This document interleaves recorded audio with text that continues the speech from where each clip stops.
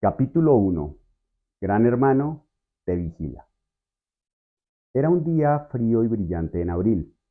Winston Smith caminaba rápidamente hacia su apartamento en los edificios Mansiones Victoria, protegiéndose del viento helado. En cada esquina, grandes carteles mostraban un rostro enorme, con ojos oscuros que parecían seguir a quien los mirara. Debajo de la imagen, en letras grandes, estaba escrito: Gran Hermano te vigila. Winston vivía en Oceanía, un país gobernado por un partido totalitario conocido simplemente como el Partido.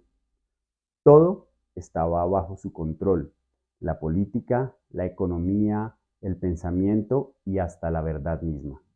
La gente debía amar a Gran Hermano y obedecer sin cuestionar. Pero Winston no sentía amor ni respeto por él. En secreto, odiaba el sistema y soñaba con la libertad. Al entrar en su apartamento, Winston escuchó la voz metálica de la telepantalla, un aparato que transmitía propaganda del partido sin parar y podía observarlo a él en todo momento.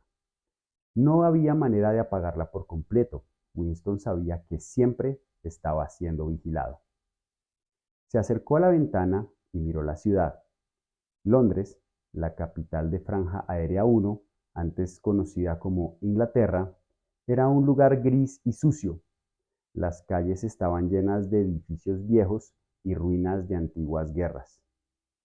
Winston trabajaba en el Ministerio de la Verdad, o Minitrue, como se decía en neolengua, que era un idioma creado para reducir el pensamiento crítico y limitar la expresión, haciendo imposible formular ideas contrarias al partido. Aquí, Winston modificaba documentos del pasado para que coincidieran con la versión oficial de la historia. Si el partido decía que una persona nunca había existido, Winston eliminaba su nombre de los registros. Todo debía coincidir con la versión del partido. La verdad no era lo que realmente había pasado, sino lo que el partido decía que había pasado. El control del pasado era una forma de controlar el futuro. Como decía uno de los lemas del partido: quien controla el pasado, controla el futuro. Quien controla el presente, controla el pasado. Pensar diferente era un crimen, aunque no se dijera en voz alta. No hacía falta cometer una acción concreta. El solo hecho de dudar de la verdad impuesta podía convertir a cualquiera en un enemigo del Estado. Las personas que caían en manos de la policía del pensamiento simplemente dejaban de existir. Pero Winston no quería aceptar esa realidad sin luchar. Esa tarde, después del trabajo, tomó una decisión peligrosa. En un rincón de su apartamento, donde la telepantalla no podía verlo directamente, sacó un cuaderno de tapas rojas con hojas de papel amarillento.